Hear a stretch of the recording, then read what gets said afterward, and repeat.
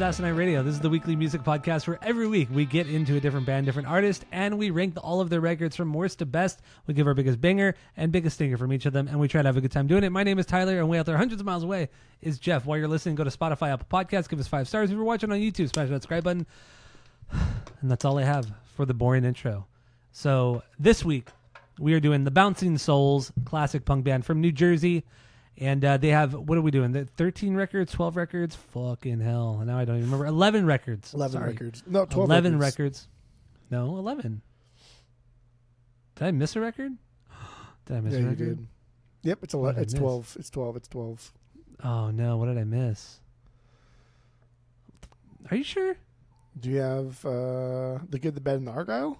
I do have that, yeah. Do you have Volume 2? Volume 2 is not a record. Yeah, it is. No, it's not. I didn't rank it. It's like a comp, isn't it? I mean, so is The Good, the Bad, and the Argyle, but you ranked that one. I didn't. So it goes on the Boardwalk, and you ranked that one.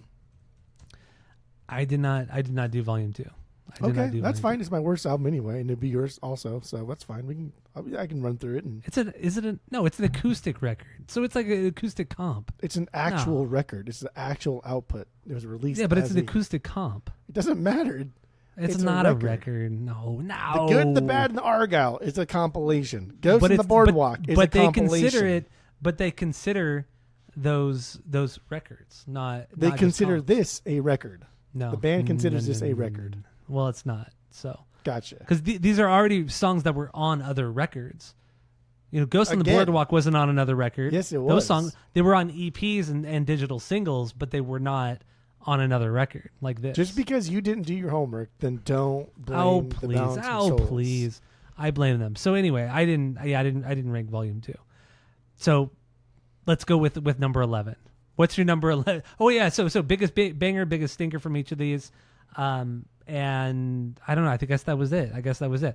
So then what is your biggest banger? What is your biggest stinker from Volume 2 since we're all of a sudden we decided doing this one? I didn't know when you were going to stop talking. What do you got? No, I'm going. Well, there was a pause, and usually when there's a pause, that's when the other person starts talking. But it's fine. I don't always have to say go. You know, you're not. I mean, I didn't think you were like a dog. I thought you would know to go. But you know, I guess you tell your dog go. When would you ever tell your dog go? No, I mean like giving somebody commands or giving a dog a command. That's what I'm referring to. Like repetition. That's why you give 3s every single week. I don't get 3s every time. That's why I thought you like to do go every single week. I don't know. I guess we're changing here. Well, even though this week's going to be a 3, so. I don't know about that, dude. Okay, so yeah, so Volume 2. What's your banger, stinker? What do you love about this record? We should have did it with Pitbulls and the Gangnam Styles. And what did we do last week? Oh, the Atreus. Oh, that was easy though. We haven't done the 6 Degrees of Tom DeLonge in a while. Oh, that's true. We haven't. Yeah, you're right. Did you do that one? Many months. No. I did all of my homeworks. Jesus Christ! So you connected the Bouncing Souls to Tom DeLonge in 6 Degrees or Less. Correct. Go. Brian Keeneland, bass player for Bouncing Souls, also in Beach Rats, little punk side project that he did several years back with Bad Religion guitarist Brian Baker.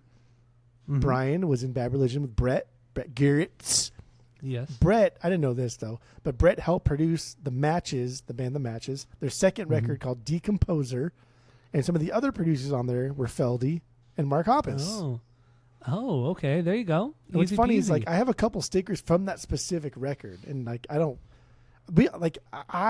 we have seen The Matches one time. I think they opened for Yellow Card at the Soma. I don't know if that's what it we. I don't know if you were at the Yellow Card show in Soma. No. Yeah, I've only seen Yellow Card the one time. But the Yellow Card or the matches opened for the Yellow Cards, and they were fun to watch, but it was kind of annoying. So maybe that's where I stole the stickers. I remember nothing about the Matches, just the name. But maybe they were just like some kind of boring pop punk emo band. Yeah, that's kind of maybe what I remember from them. But their second record, Feldy produced not the whole record, but like they was like certain songs. But Brett produced a couple songs, Feldy produced a couple, and then Mark produced a couple songs. So that was my. That's my degrees. That's your 6 degrees. Got degrees. Look at these. Kiss my knees. Eat some bees. So my number 12, if we did 12. because that's If we what did we're 12, supposed to do. which we, But even like I guarantee goddamn T. That's my Stone Cold Steve Austin impression. Oh, I guarantee your number 12 would have been Volume 2. Probably, This is their like reimagining of their catalog as acoustic songs, but of course it's not a fucking acoustic, dude. Like I wish it was just a recording of an actual live show. Like why can't we just do that? Like one time in like the late 90s, early 2000s, they were playing a show in Ottawa, and like the power went out at the fucking venue, just like done, and like it was just not going to turn back on. It was damn hot water music, and so they went to the back alley. And for the fans that stayed, they played just a strictly acoustic set, and like that's the kind of thing that I would want to hear. But I guess the best song would be "Say Anything." It's the closest to like a true acoustic song on the record, and the worst is "Argyle." Like that song does not translate to acoustic at all. And even like some of the interviews I read, where like the band was like, "Yeah, like we wanted to do this as an acoustic song, but it just was not working, so we had to add drums to it." It's like, dude, like why do you have to do something like this as you acoustic? don't have to do it. You don't have to do it. Very annoying. That's the only Bouncing Souls record I would never own. The only one you wouldn't own? Is that what you said? Just because like everything else after this has a couple good songs here and there, and like it's still good. It's still good. I mean, I have most of these records on vinyl, but I mean a few of them I wouldn't get or get again, I should say, for some of them. But some I've had and got rid of. Yeah. So then let's get into number 11. What's the 11th worst Bouncing Souls record? Banger, stinker. What do you got? Go. Their 10th record, Simplicity from 2016. That's their worst? Yeah. This is That's wild, man. For me, this is like the easiest forgotten Souls record. And like it's not even bad like at all. There's a theme on this record of just like shouty fun all over that I think is actually really, really fun. But this record, like for me, this record is like Brad Pitt in Ocean's 11 when he tells Matt Damon when he's posing as like the gambling guy, and he's like, listen, you have to get this person to like immediately like you, and then when you leave, immediately forget you, and like that's the perfect like sum up for this record. It is really, really good. And songs like Euphoria, like fucking banger, dude. Euphoria, absolute banger, absolute fucking banger. Okay. But the problem is, Linda, a lot of these songs are pretty forgettable. Put in like the scope of the Bouncing Souls, and besides Volume 2, I don't think the Bouncing Souls have even made like maybe like a handful of bad songs. Maybe like 5 bad, like I would say maybe even stinker songs. Other than that, everything's at least good. Like it's enjoyable. I would agree. Yeah, for the most, I would say like 98% of their music is at least good. Yeah, they have very, very few actual stinkers. That's true. Simplicity is just, it was like, to me, it's forgettable. But I would still fucking buy it because Euphoria is a fucking banger. And like my worst song was Gravity because he does these like high pitched oohs, like these. That is just weird, and like that's not the way Greg does like cheesy ballads. Like, bro, like you do good cheesy ballads. Like, just stick to what you know. Like, if you want to church it up a little bit, But that's just, don't do that. All right, I'm surprised. Surprised to see Simplicity at the bottom. All right, so my number 11 then is Ghost on the Boardwalk, their 8th record from 2010. I would not get this on vinyl. I would not. That's I mean, crazy. this record is bangers on Ghost on the Boardwalk. There's a couple good songs. No. There are a few bangers on. There's at least 4 bangers on the Ghost on the Boardwalk. There's 2. I mean, there's 2 beyond bangers on this record for sure. That's true. But in the end, there's nothing terrible on this on Ghosts on the Boardwalk.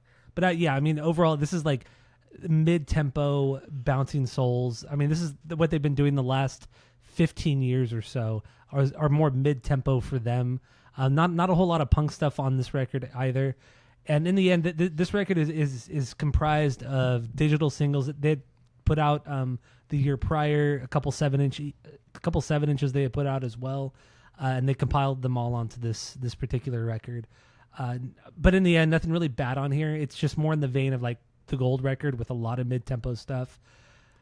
Some really catchy melodies, which is good too. But just not, the energy's not there, man. The energy's not there. They're getting older. You could tell they're kind of tired of doing the really punky stuff, which is fine too. I get it. People change. People grow up. But yeah, this album, I mean, you and I don't. But yeah, anyway, Ghost on the Boardwalk is my number 11. Oh no, I didn't get to my bangers. Just Banger. like you couldn't just let that one hang on. Like you No. had to fucking say something. Yeah. Banger. Never Say Die When You're Young. I mean, Never Say Die is like the punk. There's the first half of like the punk part of the song. Super fast, good throwback to the early stuff. And then the second half, When You're Young, is more of the mid tempo stuff, but still really fucking solid. It's a great bang. It's a great song. Another banger, Badass. That's a true fucking throwback with the shouts and all the background vocals. It's so good. Stinker, Gasoline. I've never really liked that song. I would even put Gasoline in a possible. Gasoline. I might even throw that in as a stinker. That's crazy. An actual stinker within their whole discography. Some gasoline. I've never liked the song. I think he's already over the top sometimes, but this is like peak over the top Greg vocally on this one. Damn. There's something about it. I don't like his vocals. It's the opener. It's the opener on the record. Gasoline. Nah. So catchy. I love Gasoline. Because you're dumb. So what's your number 10? I don't know about that. Number 10 is 10 Stories High, their newest record, their 12th record. Okay, their true 12th record. Their 12th record. Same problem that we'll get into with like the gold record, but there's a lot of good songs here. There's just not a lot of standout songs, and some of the songs just kind of run into that mid-tier range to where I don't think they have an identity with themselves outside of like one or two bangers. And I think this one had less like beyond bangers for me than Simplicity, which I don't think any song on Simplicity is a beyond banger, but comparatively, like Euphoria I think is a better song than anything on 10 Stories High. But I think 10 Stories High was just a stronger like return to form punk sound than Simplicity was. And it was fun and it was still fucking catchy. Like Vin and Casey, like that's my banger. This one was cool because it had the Kevin from 7 Seconds as the guest vocalist. And it was just a nice like supplement to Greg. It wasn't like this back and forth. It wasn't this contrast.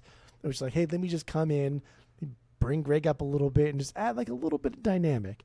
And it's just a good fast punk song. And it's solid. And then True Believer Radio, that's my stinker, because like fuck off, dude. Like don't name a song after your biggest hit just because you think people are gonna randomly click on Spotify the wrong song to boost those numbers up. That's cheesy. It's kind of lame, yeah. It's very lame. All right, that's what you got. 10 Stories High. I can't believe you hate Gasoline, dude. Gasoline's Gasoline's gasoline. Such a bottom tier Bouncing Souls.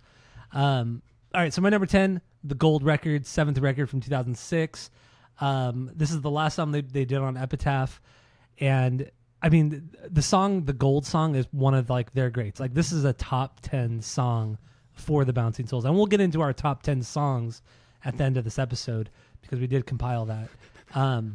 But yeah, otherwise, you know, it's chock full of mid-tempo stuff, which is not bad because I mean, they're really good at making those songs, but you know, just because of that, they're just better records. They make better fast music than they do ballad mid-tempo stuff. But this record's full of it, and I just feel like the songs don't hit as hard as, let's say, Comet or fucking Anchors Away at Time or Simplicity or Donner. Things like that. Blitzen. So the Gold record is my number 10. I know people really love this record, but it's not for me. Banger, like I said, the Gold song, that's a top 10 fucking Bouncing Soul song. But stinkers, I got 2 on this one. Do it. The Pizza song, I don't like the Pizza song. And another song, you're going to hate me for it. Lean on Sheena. Don't say Lean on Sheena, man. Don't Lean on say it. Sheena. Don't fucking say it. I've never liked Lean on Sheena. Never. On Sheena. I just don't like that song. Lean to me a lot.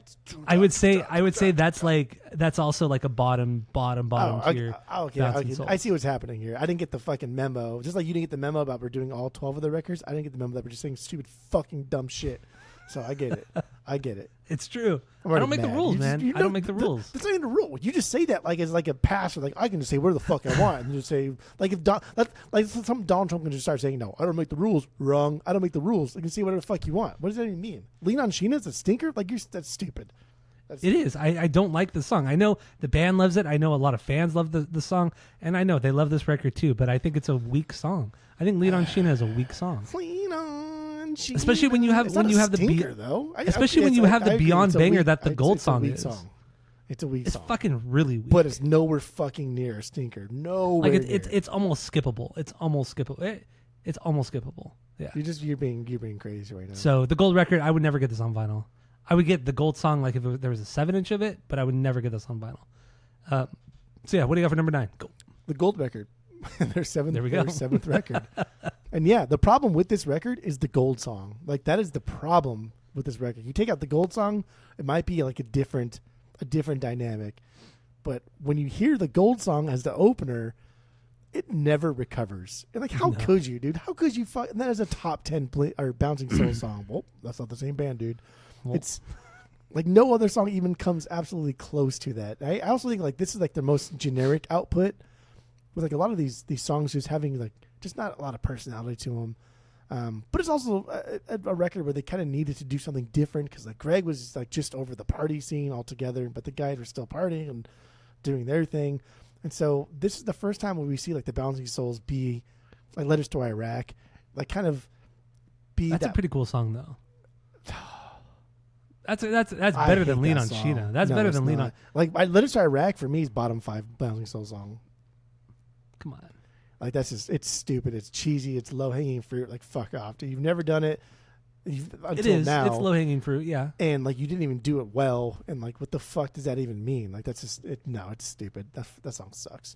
But yeah, my banger is the gold song. The worst song is the pizza song. The pizza song sucks, man. It's not a very good song. And you're right.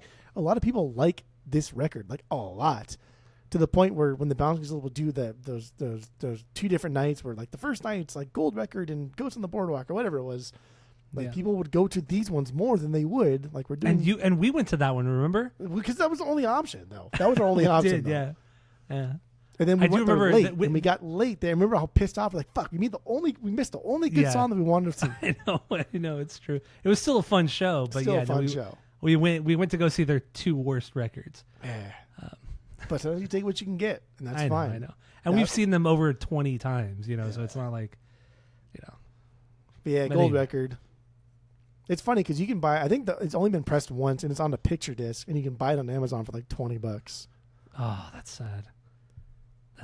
But for the one song, it's a good fucking song, dude. I know the gold song is it's such a banger, man. And Lean on Sheena's good. I like Lean on Sheena, so because you're dumb, but it's okay. Brat. It's okay. That's what you're a brat. You're being a brat right now. You're being a brat. Okay, don't be a brat.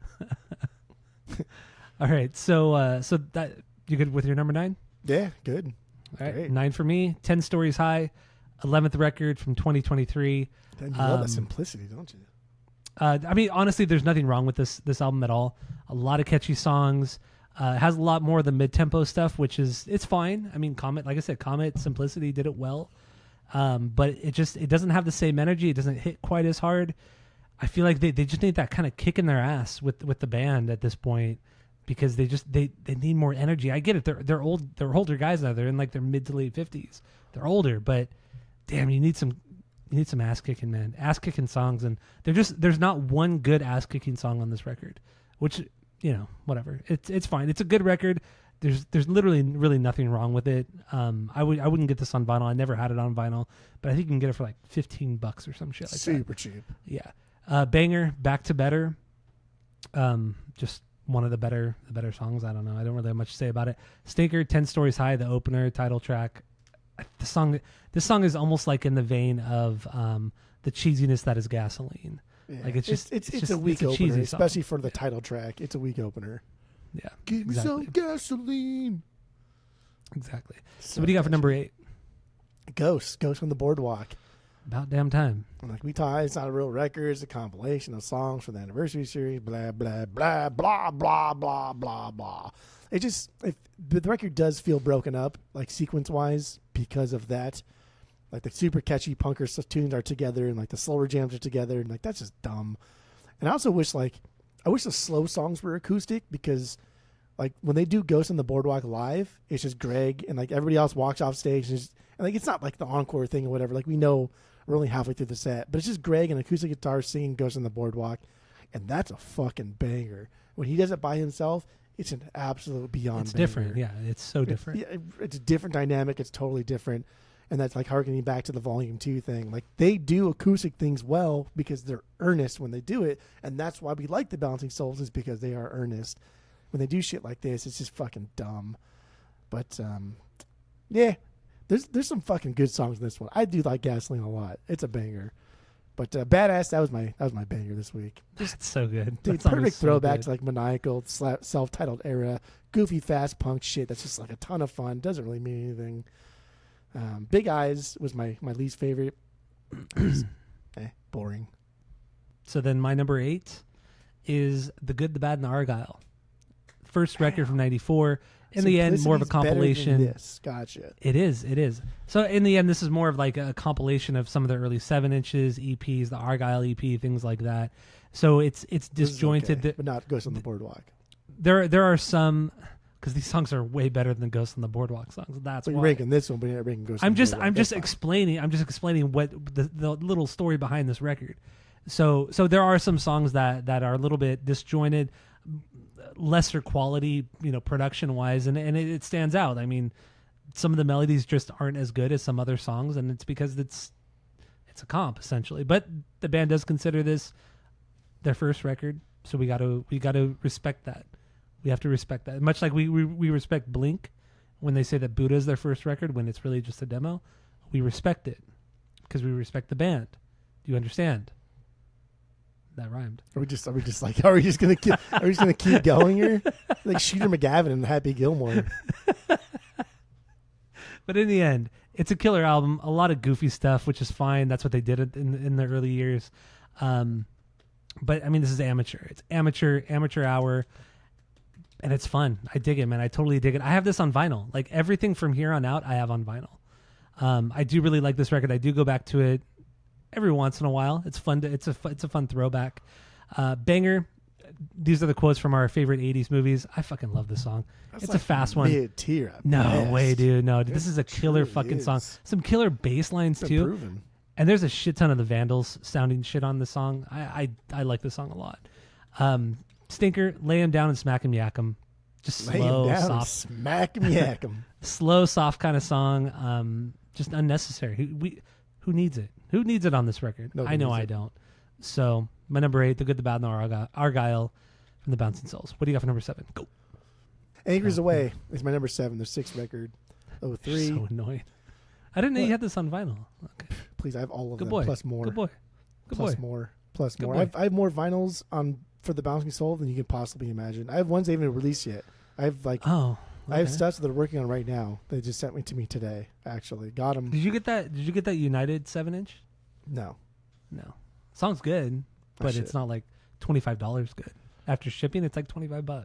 Had I gone to the show tonight, like it would. I mean, it's only 8:00. Yeah, the Bouncing Souls are playing tonight in Arizona, and they are playing in California tomorrow night.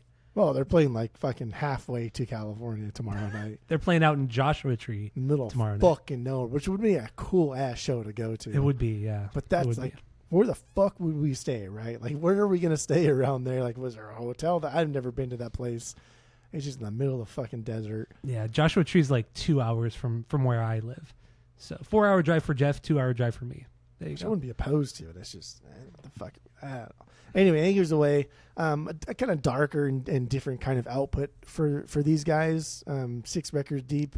Like Brian wrote a lot of these sad stuffs here because he was just going through a breakup, and it was this big thing for him, and he was a sad boy. But the band's also playing around with different like kind of structures. They don't usually mess around with too much. Usually they kind of like straightforward, and the way they structure their songs has been kind of the same until like Hopeless Romantic, which is a little bit different. And the next big leap for them, I think, is this record. This is as they call a grower, not a shower. Like this is one you kind of got to listen to a little bit more often. And then you kind of like, okay, I get it. A little bit more complex. And we say like complex and stuff. These guys aren't that complex, but for them, this might be their most like underrated, more complex record that you got to give it another listen. Like in true Joe Meyer fashion, just give it 10 more listens and you'll like it. So I know. Like the reason I love Bouncing Souls is going to be a lot of my banger. So Sing Along Forever is my banger. Like this is the Sing type of song. forever. This is like the reason I like the Bouncing Souls is because they just do fucking catchy ass songs that you can sing along to, that you know when you're at the show, like everyone's gonna be there and everyone's gonna be happy and everyone's gonna be singing along to the same thing, and just it's just positive vibes, dude. Just positive vibes, dude. I'm From There was my least favorite song. It's just a closer, and I feel like whenever I like a record a lot and I don't have a true like stinker or worse song, I just pick the closer unless the closer is an absolute banger. So that was my default. It's the closer. That's it. All right. So do you have anything else on Acres Away? I do not. That was it. No. That's it. All right. So my number 7 is Simplicity, 10th record from 2016. Euphoria. There you go. That is my banger, by the way. I know. Yeah, Euphoria is my banger. banger. For song. This is the first record with George Rebello on drums, and this is the kind of a joint release by them too with Rise Records and their own label, Chunksaw Records, dude. Chunksaw. And John Seymour produced it. He actually was the producer on How I Spent My Summer Vacation and Acres Away. So it does have that kind of like more pop punk feel, faster songs, great fucking melodies on this record, but it's a little bit more raw. Like the production it's just not as poppy and hard hitting as their more recent releases up to this point. But Simplicity is great, man. It has some great fucking songs, great fucking melodies. They're fast songs for the most part. Yeah, they have their normal mid-tempo bouncing soul songs, but it's a killer record. I have this on vinyl. I never got rid of it. The only bouncing souls I ever got rid of was the Crucial Moments EP, because it's like you already have Simplicity. You don't need Crucial Moments. It's true. It's kind of more the same. So I did get rid of that EP. But yeah, Simplicity. I think this is like $7 on the Rise Records during website. like Black Friday, whatever it was. Yeah, it was Black Friday of 2020. Yeah, it was like right when we started collecting. They do it every collecting. year though. That's what I was saying. Like this next Black Friday, I'm probably going to buy it for like $7. Probably pick it back super up again. cheap. So Simplicity, it's a great fucking record. Ton of energy. I dig it. And so I said, yeah, Binker. Bankers. Jesus Christ. Banger is Banker. Euphoria. Stinker though, Satellite. Satellite sucks. It's really not that great of a song. Teenage Satellite. Yeah, Teenage Satellite by Blink-182 off California from 2016. Yes. Same year. Actually, those records came out the same year. But Satellite, not a good song. It's just a bad ballad. Bad ballad. BB. So what do you got for BBL? What do you got for number 6? Go. Number 6, The Good, the Bads, and the Argyles is their first record. Not really the first record, but whatever. To even think like, because this actually kind of is their first record, because it was compiled from 7 inches and EPs and stuff like that, but it was compiled by them as a band and put into one output to show everybody, right? To show the world, like, here we are, we're a band, we're touring, here's our first record. So the band did put effort into putting this out, and like in the doc, and you saw like Brian and stuff like cutting and pasting cassette tapes together that had all the songs on it. So yeah, it's their first record. But to think like, had you never heard the Bouncing Souls before, never heard of these guys, the first song you would have heard is "I Like Your Mom." Like the first track on the record, right? And that's a fucking banger of a song, dude. Absolute banger of a song. Like that's cool because, dude, they're still going strong. Like 30 fucking years later, and they still play that shit live, and like everybody fucking knows it. That's wild stuff. But it's a couple demos and stuff. It doesn't showcase who they are. It showcases kind of like who they are, like in heart, but not like musically. It's still very like unpolished, very unfocused. It's just a bunch of fucking demos and EPs, whatever. Yeah. Joe Lies, that's my biggest banger. It's just because like that song is wild. The doom doom doom, how it starts and like where it goes, and like what are you guys doing here? You guys have no business of being like a legit. Like if you base their entire career off of Joe Lies, they had no business like selling out like bigger venues like they do, because Joe Lies is not a great song, but it's not.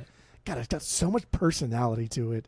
And they in the documentary they talk about like that was like the game changer for them. That was the song that made them realize like we're like a real band. Like we could write good songs. Yeah. But in the end it's not that great of a song. It's not a great song at all.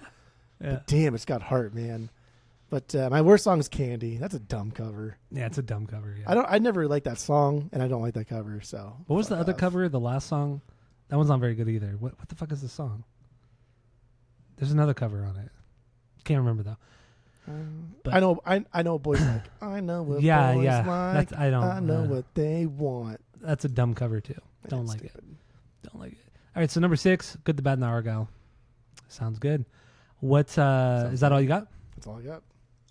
All right, so my number 6. Ready for this one? You ready for this one? Say something stupid. Probably Romantic. self-titled. Whoa! Hopeless Romantic. Yes, 4th record from 1999. This one dropped quite a bit. I still love this record. That was I do love your this favorite record for like a while. It was. I really used to like this record a lot, but God, man, Comet. If you put Comet you'll put Comet 3. But yeah, this one just did not really hit with me that hard this week. Still dig it, still really like it. But I mean, this is a transition record for me with them because they're experimenting more with their styles, doing a lot more mid-tempo stuff.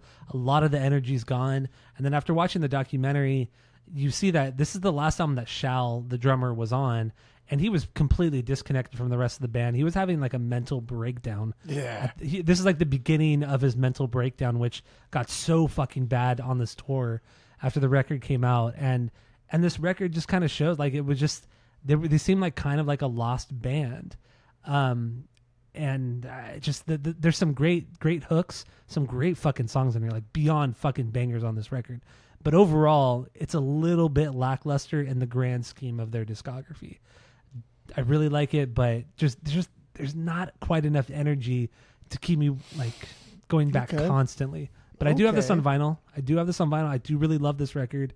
Banger, Monday Morning Amp Brigade, or Hopeless Romantic, the title track. Not the weekend I didn't get played. Monday Morning Amp Brigade. I couldn't pick a favorite. I mean, those two songs. Fuck it all. No regrets. I'm going out and you can bet. The songs are so different from one another, but they're just so fucking good. The next part, I know what he says, but like this, take it, break it down to the move, I'm a show shot, I know. rocking the microphone.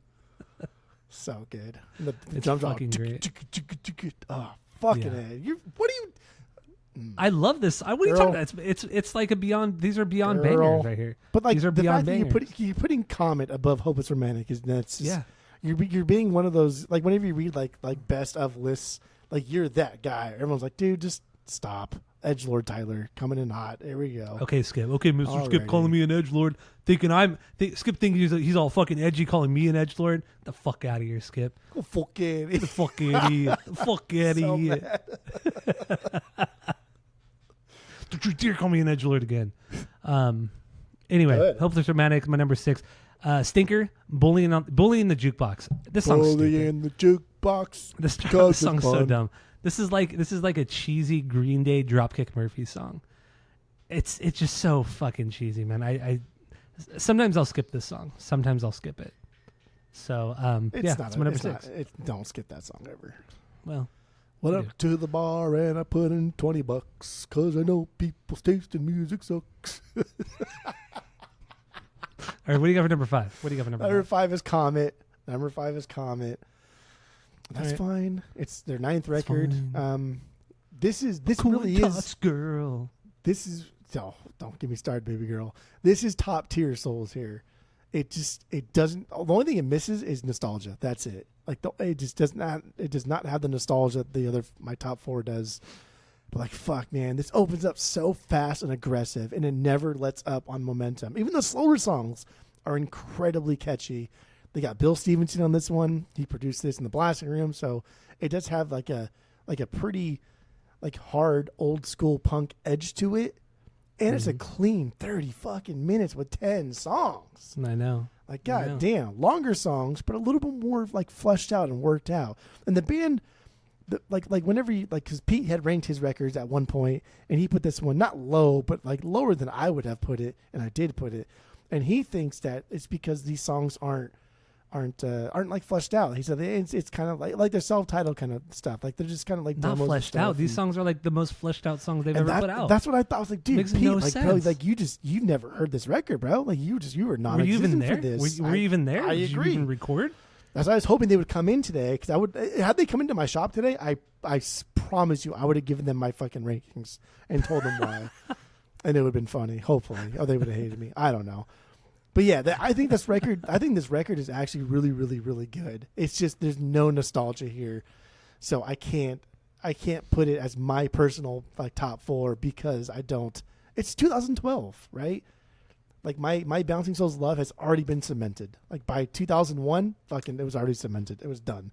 Like you would have to put out like the best record in the world to usurp my top 4. But this is fucking good. And yeah, so good. I don't care. My banger is Coin Toss Girl. This is like Coin Toss Girl. I love the song. I don't want to say this is my favorite, but this is definitely one of my favorite choruses they have ever done. I love this chorus. I think it's so catchy. It's a great chorus. And it's put together a little bit more interesting than normal, right? Like, caught in the air, we can do better. And then we kind of like let it off there for a minute, and then my coin toss girl. Like it's a good pause. It's a good pause. I just fucking love it too. And the whole like call it in the air. Like, what are we, like 12, right? Like, what do we play? Like, what are we flipping coins for teams here? I don't know, dude. Coin Toss Girl gets me every fucking time. And like, I really do want to choose other bangers for this record. I get really excited about this record because no, it's such an underrated. It really record. is. Nobody really talks is an about underrated record for them. And like again, because they don't talk about it either. Like they always act like this is not like their favorite record, but like DFA, dude, In Sleep, fucking Static. Oh, yeah. These are all absolute fucking bangers. DFA, man. Dude, this record's good. So if I had to pick one, it would be In Sleep. Okay, that's fair. Yeah, I get it. Like everything except for the chorus is just kind of like meh, but that chorus is so fucking good. That chorus still a is killer so song. good. Comet's good.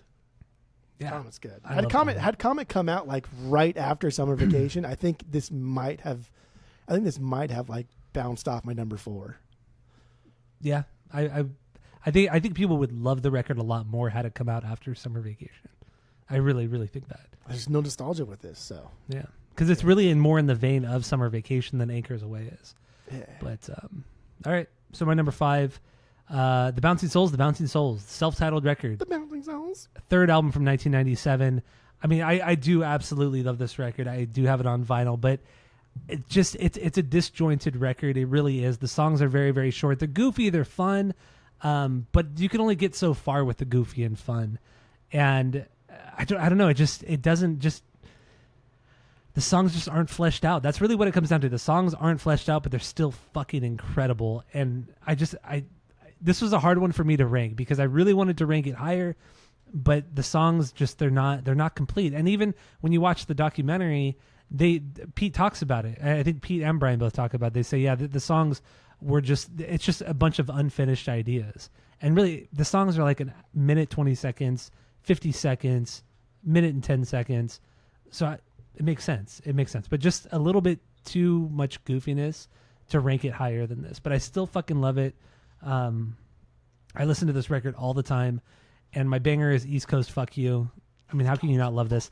This is a staple for their live set as well. And when they play this song, the whole fucking venue goes absolutely nuts. I mean, the pit gets so fucking insane. Stinker, Shark Attack. I mean, what? Come on.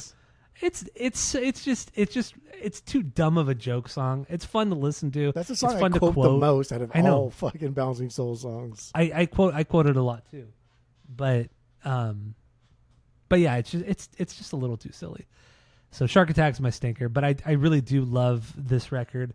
I also love the artwork, the simplicity of the artwork, the black cover with the yellow and red stripes across, just the band's name in the center. I just love it for how simple and clean and kind of not dark, but just kind of, I don't know, punk it looks. I can't even explain it. I love the artwork. It's very like oi looking. It's very in that there kind you of like go. genre vein. It's it's cool. I mean, that's my number 4. My number 4 is Bouncing Souls. The Bouncing Souls. A lot of people, like you said, including the band, just like kind of like dog this one as this hodgepodge of ideas. But dude, you're a fucking punk band. Fuck off. Act like you don't put out songs that are 2 minutes long, bitch. Get the fuck out of here. Whiny fucking brat. I think it's because like once Maniacal Laughter kind of like blew up and got way bigger than they probably thought, they realized that they can't just do it over and over and over because like as normal humans do, we like money and we want to work and we want to make more money and not have to fucking work at the mattress store to supplement like our band income. And so the Bouncing Souls output, this is like Maniacal Laughter B Team. This is like the B sides of it, but it's fucking good. So don't dog it, band guys. in that band. I know. I think it's honest. I think it's a super honest record. It plays more like a first record than it does a third record. I think this sounds more like the good and the bad than it does like its own thing. But it's fun. It's fun and goofy and silly in every way. Like, it's not fucking political. It's not about emotional wreckage. It's just like goofball punk, dude, with the great instrumentals. And like, dude, 16 songs in 30 minutes. Fuck out of here. Like, it's so good. Dude, so many bands would fucking just kill to put out something like this. You know what I mean? Like, just kill. And yeah, biggest banger, East Coast Fuck You.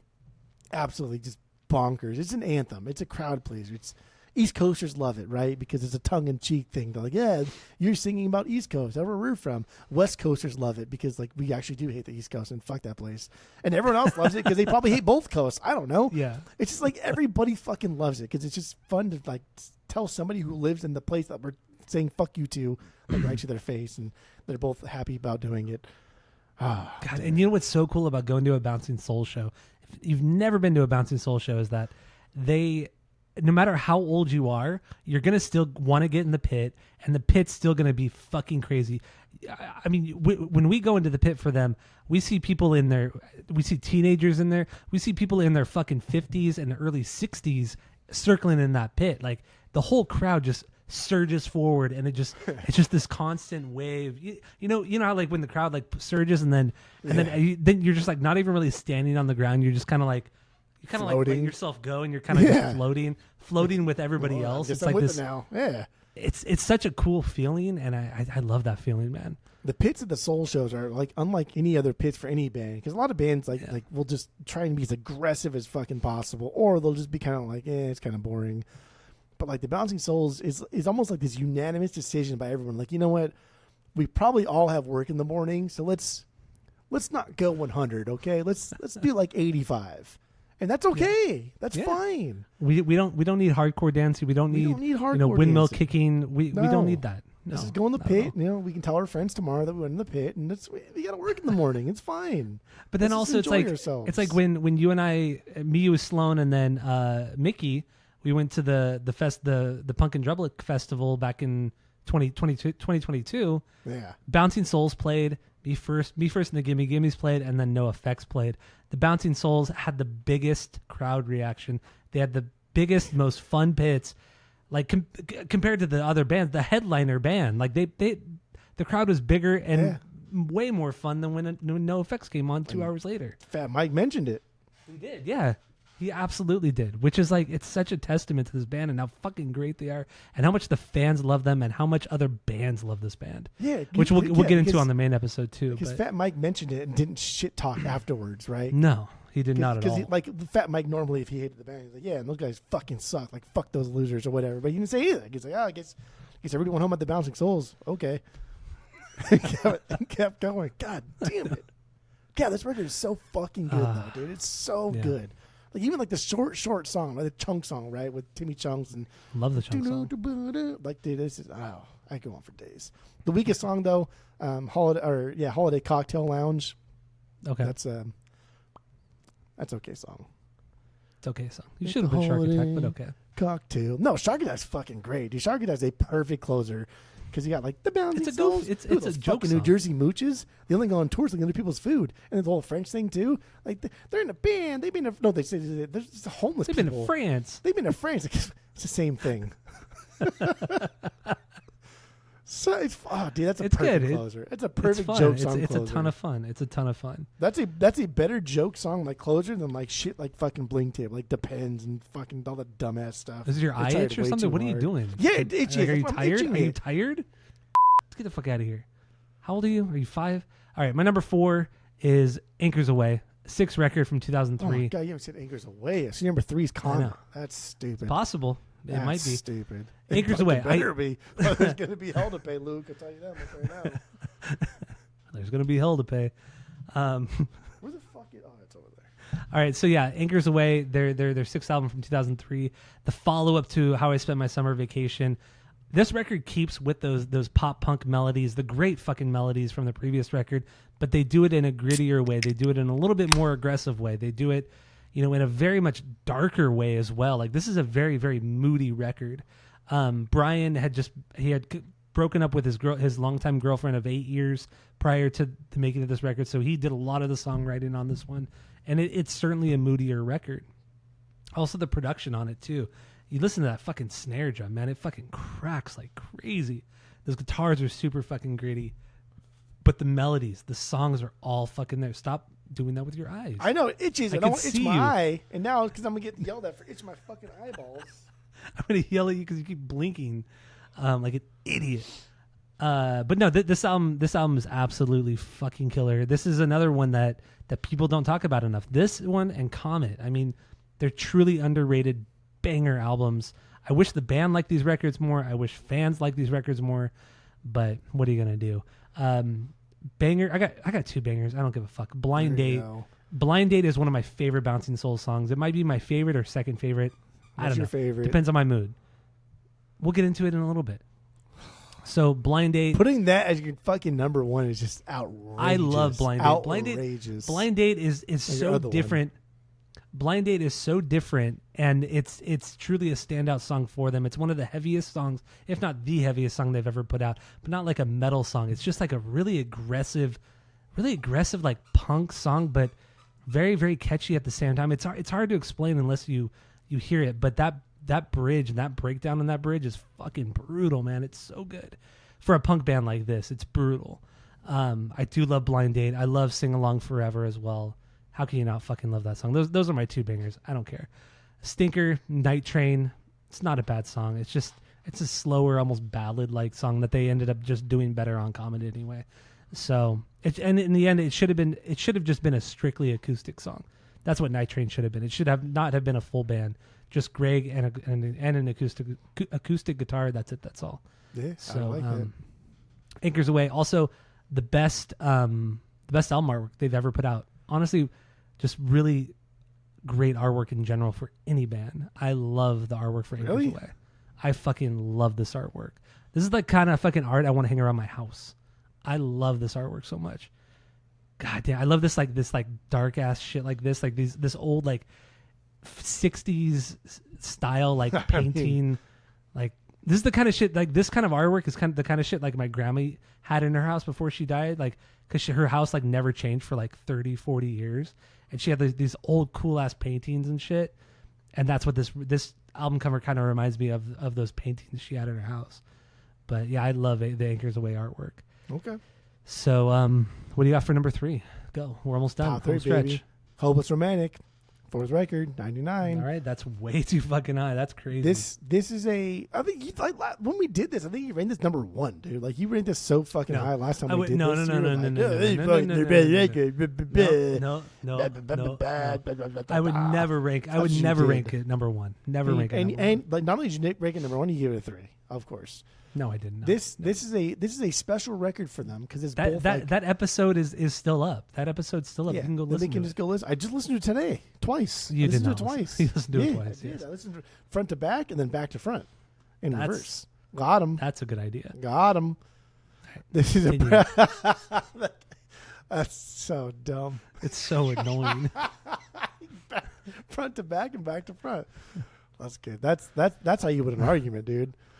This is how you wipe your ass, dude. That's funny. This is like both their deepest and most vulnerable record, but also just like kind of straight up fucking stupid. There's a lot of parts in it that are just straight fucking stupid. We drink beer and wear Adidas, right? Like that's a dumb as fuck, but perfect timestamp. Like these are guys that are like trying to progress their music and trying to progress like their songwriting in a more deeper, complex way, but they just don't know how to do it.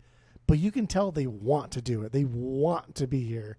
So like that's why it's here. But yeah, I mean we did this on the pod, so I don't want to rehash like all of the stuff that we talked about probably ad nauseum for 2.5 hours on that episode. But Olé is my biggest banger because this is a song that like hooked me early on, and I think like how overrated this song is and goofy, and they never play it live. But they just don't fucking need to. They don't ever need to play the song live. Because the crowd does it. Because we do it for them. Between every single song. And sometimes for like even like before the band comes out, like when we know we can kind of see them like setting up. Like I've been in crowds where we do this for like 10 minutes, 15 minutes. and then before the encore hits, like it's a matter of like how loud is the Olay is how fast we're going to come back out for the encore. So it's like true, yeah. it's fucking wild, dude. It's It is. wild that the crowd just gets so involved in this. Undeniable, my weakest song, and really it's because of the red shoes. I just the way he says red shoes over and over just fucking bothers me. Those red shoes. So my number 3 is Comet, their 9th record from 2012. There you go. I love this record. I thought you were going to try and be cute and be like, oh, No, I'm not stupid. I'm not stupid. Hold on there, dude. I didn't say stupid. I said cute. I was saying you're trying to be cute. I know you're stupid, but you're trying to be cute. Well, I am cute, dude. Well, I am cute, dude. So number 3, yes, Comet. This record deserves way more credit than it actually gets from the band, from the fans, and everything. This is just a perfect kind of pop punk record. Bill Stevenson from the Descendants, drummer from the Descendants, produced this record. It's punchy as hell. The production's fucking great. The songs are fucking great. The melodies are great. There's a lot of mid-tempo stuff on here, and they fucking perfected the mid-tempo stuff on this record. Shit they were trying to do on Hopeless Romantic and Onward, but they fucking nailed it on Comet. Absolutely. The songs are great. And that's crazy that fucking Pete said that this album's full of a bunch of like unfinished songs and ideas and shit. That just doesn't make any sense. I thought that was crazy. Because this is really crazy. Out of all their records, this is the one album that sounds the most focused and has the most complete sounding songs on them. There's no real, outside of DFA, there's no real goofy songs on here. Everything is pretty serious, but in a good way, like in a mature way. They're still able to write great songs and be grown-ass adults about it. The melody's here, the energy is here. Even in the slower songs, the energy is fucking there. But then you start this whole album out with Baptized, which is my favorite song on the record. So I good. love it's Baptized. Such a fucking banger. I love Infidel too. Infidel's an absolute fucking banger too. But you start out with Baptized. That melody is top tier Bouncing Souls melodies right there. It's fast, it's quick. Yeah, it's not like fucking Here We Go fast, but it's a great fucking punk song, and some great lead guitar parts on that song too. It's this whole album's great. I only have nostalgia for this because I was listening to this album every single day, like when I was going to the gym, when I was out riding my bike a lot, when I was just like partying with friend of the pod Mike because we lived together at the time. So like this album was like the soundtrack for that year when I was living with Mike in Costa Mesa. This album was just always playing for me for like an entire year while we were living together. So it's just like I have this nostalgia for it because of that. So I have the nostalgia, and it's just in the end, it's a great fucking record. Stinker, if I had to choose one, In Sleep, still a great song, but it's still just kind of a mid-tempo thing. And this is also the last album with Michael McDermott on drums. So there you go. My number 3 is Comet, and that's all I got to say about that. It's a great fucking record. So what do you got for number 2? Go. Don't talk about dogs banging on paws anymore. Number 2. Dogs banging on paws? Number 2. That's such a dumb fucking conversation. We just talked about it, right? Like, you said dogs banging on paws. Yeah. Oh, no. Not dogs banging on doors. Dogs banging on doors with their paws. Dogs banging on paws. Banging on paws. No, you're right. Okay. Yeah. All right there, dude. You stand corrected, yes. So what do you got for number 2? Go. Number 2, How I Spent My Summer Vacations. Their 5th record, 2001. All right. That's something, dude. I mean, this is it. This is the entry point. Their biggest song comes from this record. This might be them at their peak, maybe. Long songs, like obvious ballads, fast stuffs, anthemic stuffs, goofy shit. It all works. It's all perfect. It all makes sense in like the sequence wise, and also just when we're doing a goofy song, like this is a goofy song, but it's not too goofy because we're trying to be taken serious, and like now we're a bigger band and we're playing bigger shows, making more money. It's just, and it's coming off the departure of Shaw, which makes this record even more impressive for me. It's just full of fucking energy. It's full of just this like chaotic energy. But it's also kind of like refined. Like everyone just reels it in, and they know when it's like Travis. It's like as if Travis Barker just like chilled, right? Like you can still be crazy, but just chill, dude. Mm-hmm. This is the college-bound big brother of maniacal laughter, is what this is. It's a perfect record. Spoilers. It is. My biggest banger is Manthem. How can you go wrong with that song? It's Manthem. Like, get the fuck out of here, dude. That's a stupid good song. She's my friend. She's my alibi. Greg called me up, saying there's show night. Do you want to go tonight? I'm giving my girl the night off. It's so dumb. It's so stupid. I always think after that party, I always think, because I'm hanging out with Cyclops. That's all I always say.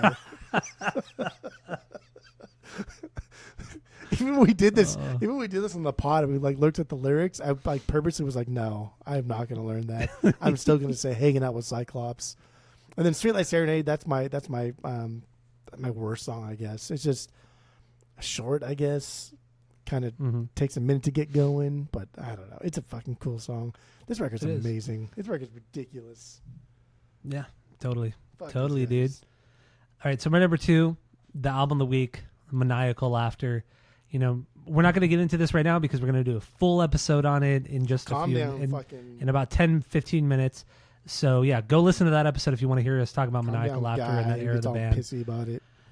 So, number 1 for you, obviously Maniacal Laughter. So, it's How I Spent My Summer Vacation. That's my number 1. 5th record from 2001.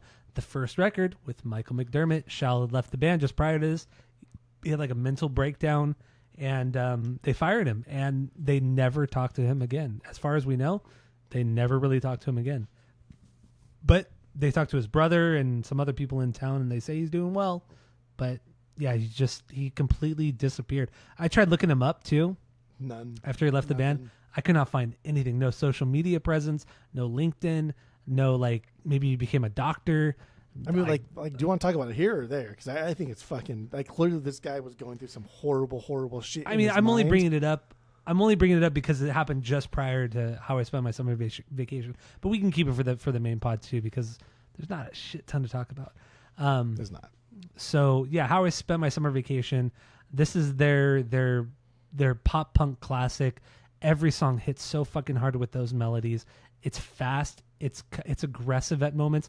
Michael McDermott is a killer fucking drummer for this band. His fills, he's loud as hell. He drives the song so hard and so fast. The songs are just absolutely fucking killer. Right from the get-go, that song, dude, like, come on. And it's just like, it's fucking chaos. And then Private Radio, and then you get into True Believers, and so on and so forth. Then you end with Gone. Like, literally their biggest ballad and their best ballad with Gone. They close shows with that. Like, it's so for good. Years, decades. It's a cheesy song, but it fucking works, man. It fucking works. I mean, it's songs that you're listening to. You're like, well, actually, this song might be the best song on the record. Get to the next one. No, this song's better. No, this song's better. No, this song. It was hard. It's hard, like picking a best off of this record because I mean, every song hits so incredibly hard. The only weak point is Streetlight Serenade. Not that it's a bad song, but it's an interlude. It's an instrumental interlude. You don't really need it, but it's still cool. And my banger, Manthem. Who cares? That song it instantly gets you pumped. When they play that song, this is like you get with all your homies and you just fucking get in the pit and just fucking run around, push each other, push everybody else, stage dive. Some people are stage diving. You know, it's just it's absolute mayhem when they play Manthem. Really, when they play any songs off of this record. Yeah. So, yeah, How I Spent My Summer Vacation is to me easily their best record. Like, by far their best record. Not even close. Not even close. So there you go. That's my number 1. How I Spent My Summer Vacation. Good. So, those are decent rankings. I've heard better, but those are decent. Yeah, the best, Jerry, the best.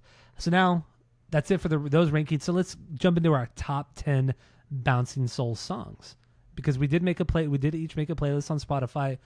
We ranked them from worst to best. There's only 10 songs, like I said. So let's just run through them real quick. On this, I wonder if we're doing on the main episode. I thought we were doing on this one because we're already ranking.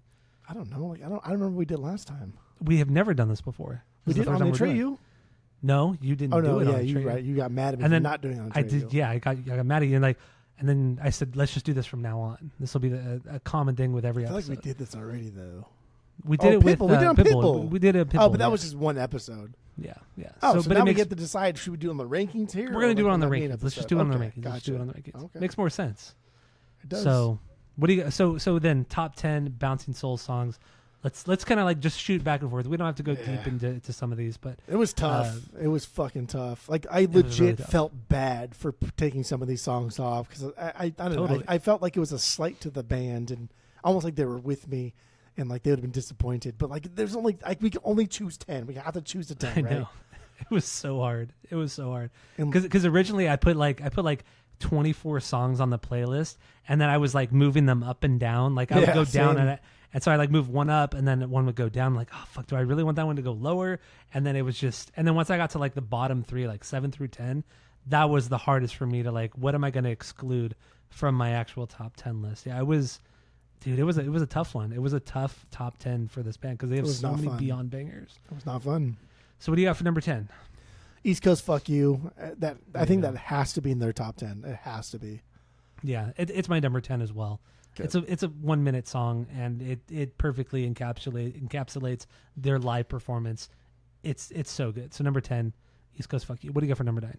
Number 9, Coin Toss Girl. That's crazy. As I talked about it, this is like one of my favorite choruses, if not my favorite chorus they've ever done. It just it resonated with me in a way that I cannot fucking believe. It is so obnoxiously catchy. I can't. As the kids say, I can't even. But of all songs from fucking Comet, that's the one you throw into a top 10 because list? This is Bouncing Souls, bro. Like Bouncing Souls is not a punk band. They're not like a fucking 7 Seconds or a Minor Threat punk band. They're not a punk band. They're a pop punk band. Yeah. They're not even a pop punk band. They're like a bunch of like whiny kids that just make mid-tempo songs but have a fast like break in them or have a fast verse. Like they're not really a punk band. They never have been. They never will be. Okay. So my number 9, Hopeless Romantic. It was a tough one.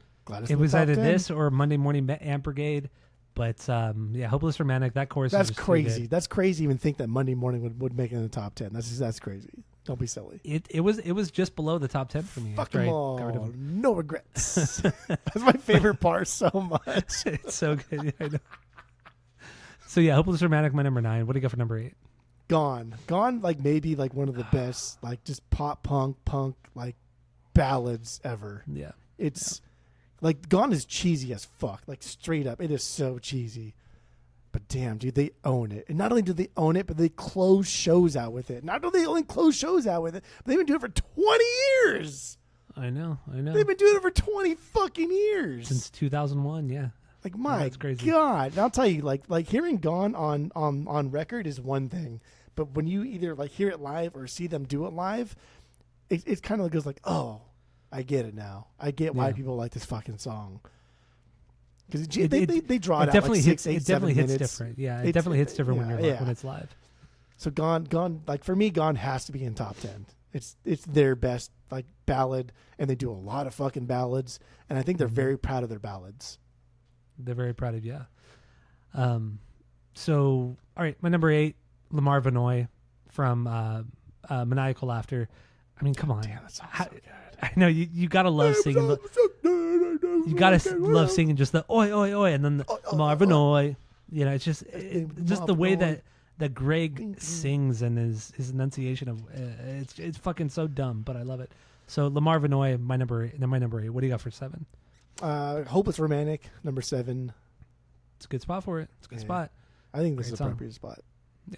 All right, so my number 7, Baptized from the Comet record. That's crazy. Like I mentioned, opener, and it's the best song on the record. It really is. This is the best of everything that they've done in one single song.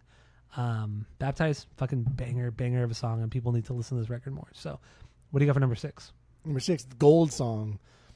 This is this is like that like it's not even a dark horse. This should be in every top 10 Bouncing Souls list because it's fucking perfect. It's that fucking good. And it starts off with the bottles dropping too. Like someone dropped a bottle in the movie theater. Yeah. Like that's dumb. God, that song's good. It's really dumb. But that chorus is beyond fucking catchy. So that's it's also my number 6. The Gold Song is my number 6. This is like from the first time I got my drum set at the house too. Like I've always had different like playlists, and I should probably play more and practice more, but I don't because I'm lazy. But this has always been on my drum playlist, my practice playlist, always. I like it. Just because I like playing it. I don't give a fuck that the so dumb. All right. So my number 5, or what's your number 5? True Believers. I don't think this is like the best song from the Bouncy Souls, but like this is it. This is my starting This is quintessential. point. This is and it's like, a starting this is point. it. Yeah. So my number 5 is "Sing Along Forever" from Anchors Away. I mean, how can you go wrong with that fucking chorus? I mean, it's just it's truly beyond banger, and so late in their career as well. They just put out something truly fucking incredible in this song. Sing Along Forever. To name a song "Sing Along Forever," you think like, bro, this better be good.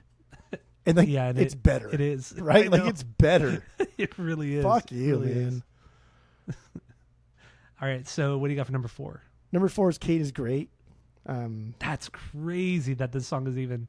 That didn't even make my like top 40. My top 40 Bouncing Souls. This was the first. This is the first Bouncing Souls song that I downloaded and got on my computer. Because I thought I was downloading something. I thought I was downloading something else, and I got this one, and I was like, "Oh fuck, this is good." It's good. It's a good song, but damn, dude, not even top 40. It It didn't even make my top 40. It didn't even make my top 40. You're didn't even stupid. Make my top 40. You're stupid. Top You're 45. Stupid. I'm sorry, my top 45 did not make the top 45.